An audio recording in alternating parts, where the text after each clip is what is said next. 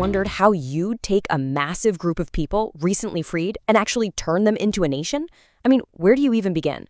Well, today we're cracking open an ancient blueprint for society, straight from Exodus chapters 22 through 24. We're going to explore some surprisingly detailed laws and a really dramatic ceremony that forged a people's entire identity. So let's just start with that big question. How do you build a nation from the ground up? Imagine you're in charge of this huge group of people who've never known freedom. You've got to set up laws, a social structure, a shared identity, the whole shebang. Well, these chapters offer a surprisingly detailed plan. So here's our roadmap for this explainer. We're going to start with the practical stuff, the everyday rules. Then we'll see how those rules build up to this radical vision of justice for everybody. From there, we'll dive into how worship and rest created a unique culture, all of it leading up to this incredible binding ceremony. And finally, a fiery encounter with the divine. Okay, so where do you even begin building a society? You start with the basics, right? This first part of the blueprint lays down the nitty-gritty rules for property and for people, the absolute essential framework for any stable community. The level of detail here is just amazing. Take this for example. If you steal an ox, which was like a tractor and a bank account all rolled into one, a critical asset, and then you sell it or kill it, you don't just pay back one ox. The law demanded 5 oxen in return. So why such a steep penalty? It's all about this core principle called restitution. See, the goal wasn't just to punish someone. It was to restore what was lost and then some, to make things right and to keep the social balance. These clear, detailed rules were designed to stop disputes before they could tear the whole community apart. And these laws went way beyond just livestock. They got into really complex social situations. For instance, if a man seduced an unbetrothed virgin, he had to pay her family the standard bride price. If 2 people had a fight and there were no witnesses, they had to settle it with a sacred oath.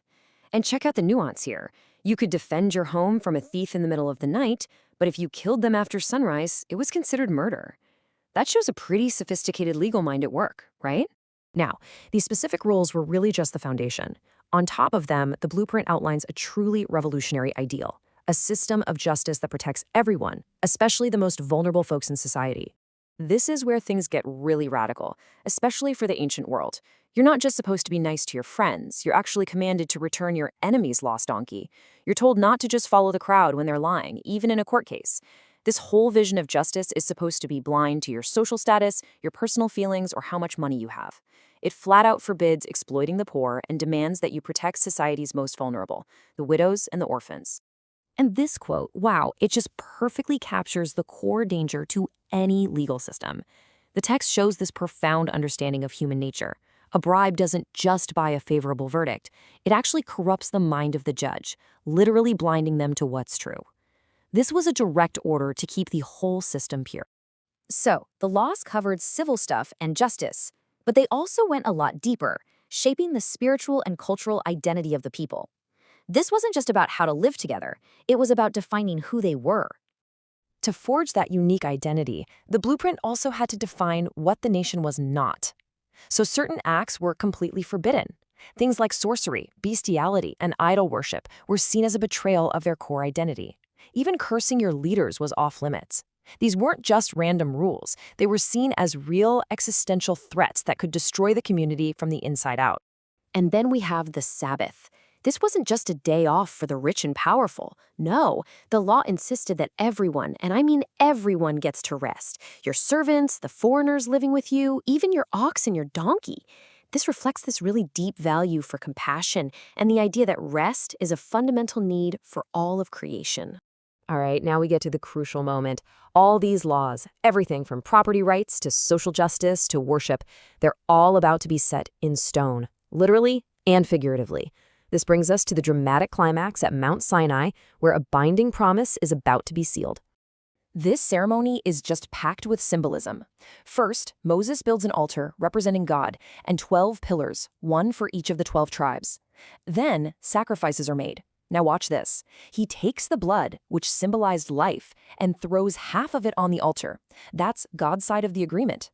Then he reads the entire book of laws to the people, and they all shout their agreement to obey.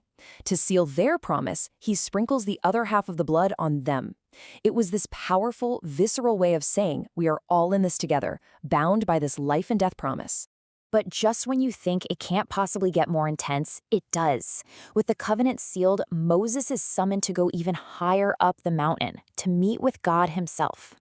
So Moses, taking his right-hand man Joshua with him, starts the climb into the divine presence, leaving all the elders and the rest of the people behind at the base. For 6 straight days, this cloud, the visible sign of God's presence, just sits on the mountain.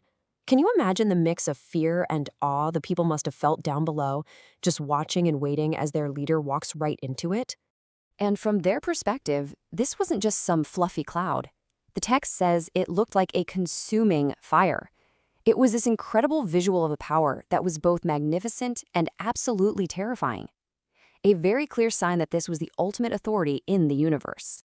Moses stayed on that mountain, inside the cloud, for 40 days and 40 nights, and that number is hugely significant in the source text. It almost always represents a period of testing, of trial, of preparation. You know, Elijah traveled for 40 days to this very same mountain, and Jesus fasted for 40 days in the wilderness. This was a period of intense communion, where Moses would receive the stone tablets written by God himself.